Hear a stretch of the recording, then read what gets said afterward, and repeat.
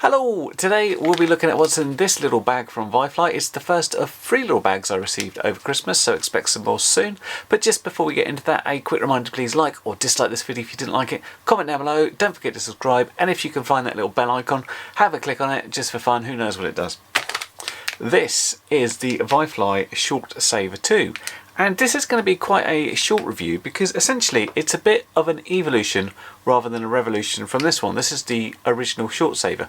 Now I did a quite large video on this one, so I'll firstly put a link up there. Secondly, I'll show you a couple of clips from it, because one amazing thing these things do, basically they act as a smoke stopper. When you first plug in a build, the idea is if you've miswired anything, that's going to suddenly draw a lot of current, and if that happens, this will block that very, very quickly.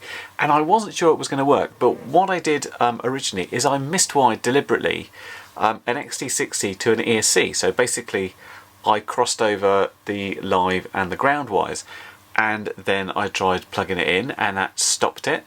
It didn't hurt the ESC at all, that still worked. And then I thought I'd show you what happens without the smoke stopper, and it went up in smoke. And I can't do that again because my wife shouted at me for making the house smell, and anybody that's had magic smoke will know it's a very, very distinctive smell and not very pleasant at all. So that is the old, this is the new. I'll quickly show you what's in the bag, but we'll need to go into close-up to get some more details about how it differs from the original. And in here you get a little thank you card from ViFly. You get some brief instructions because there's not much to it. And here's the thing itself. There's not many differences here, but just a couple, and it seems mostly it's sort of ease of use, and you sort of don't need the instructions to use it these days, whereas this is you might have to refer back to, like, what do those lights mean again, that sort of thing. Anyway, let's go into close-up and we'll see exactly what the differences are between them and what the new bits are with this one. So here's the new unit, and you'd plug your XT60 or XT30 base battery in this way, and then this would go to your model. And you've got a couple of buttons which you didn't have before. This is an on-off switch, and this one here, which you can barely see on the reflections, switches between 1 and 2 amps, which used to be a physical switch. And they usefully printed everything on the back about what the LEDs mean and what's going on. You see you've got 3 milliseconds for short circuit, 15 milliseconds for overcurrent. That's how long it takes to shut down. Now it doesn't say here exactly how you'd get to do a longer thing. Previously there was something you could solder at the back that would change this. Why you'd want to have a longer time, I'm not sure. Some things do have this little burst of current first off and then it's okay, and I've seen that when I've measured it on amp meters to see exactly what happens. But there is so the difference here, this is the old version, nothing written on the back, no buttons, there's just this switch that switches between 1 and 2 amps, and that on off button is pretty useful, and I'll show you why in a second. But when you're using it, what you do is just plug in. So initially this is off and you turn it on like that, and green means it's ready to go. But what you can do is turn it back off again and it's reset, and you can turn it back on that way. So if something might go over voltage, you could turn it off. You could press this one and the blue light's on, which means it's 2 amp instead of 1 amp, and then you could turn it back on again and reset. Previously you'd have to keep unplugging this, and I noticed this a good example when I was testing out of this guy here. Now this is one of these things that has this little burst where it takes over an amp but less than 2.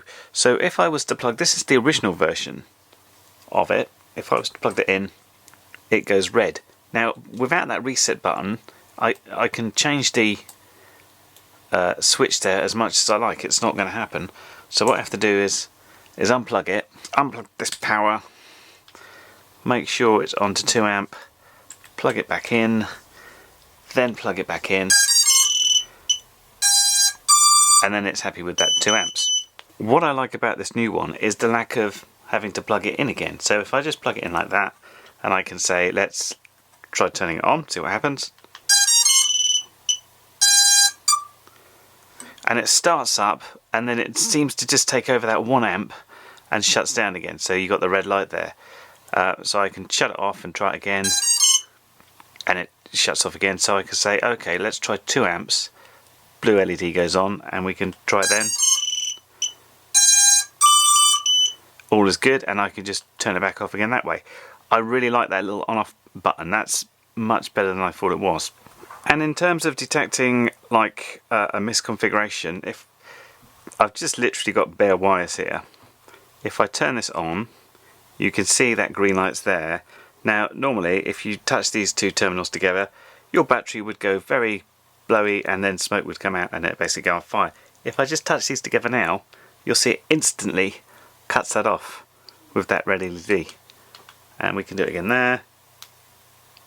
And even if we were going to go on to 2 amps, because it's quick enough, it cuts off straight away. Normally this would be a dangerous thing to do, but this cuts off so quickly that I'm not at all worried about it. And that in essence is it. Doesn't do that much more than this, just a few much more convenient features. But yeah, for all my builds, definitely use this first time I plug in, just to make sure everything looks okay. So yes, that was the ViFly ShortSaver 2 from ViFly, and it's not like it's going to be, you'll have a choice of the original or the new one. Basically the 2 has replaced this one, but some sort of smoke stopper like this I find is really good. I've done a lot of builds and I've still managed to blow several up. Last one I did was this one. I absolutely did use this one, and I don't necessarily think it's a beginner thing, because I tend to think when you're doing stuff for the first time, you check it and check it and check it and check it a lot. I mean, you might make mistakes with your actual wiring and then check it and think it's correct. I tend to think as I've got more experience and done more and more builds, I get a little bit complacent and I'm like, yeah, of course I did that correctly, and I don't go back and double check it. So this thing, well, I've been using the original for all the builds, and I'll be using this every time. Just every time I want to plug something in for the first time, I will do that. And if I get the current going through, that's good. If I get a red light, I know that I've cocked up and I need to go back and do something. So it really is worth it if you're building your own stuff. Something like this, some sort of smoke stopper, and the fact you don't have to build it yourself out of like a weird bulb and stuff makes this good. So many thanks to ViFly for supplying it, and of course if you want to check out more detail, links will be down below and you can go get yourself one if you want one. Anyway, I hope that review's been helpful. I'll be back for parts 2 and 3 of other ViFly products soon. In the meantime, catch you later. Bye for now. Well, you've made it to the end of the video, so thanks once again for watching. If you like what you saw, then please consider subscribing, and if you really like what you saw, then be sure to check out the link to my blog for a variety of ways in which you can help support this channel.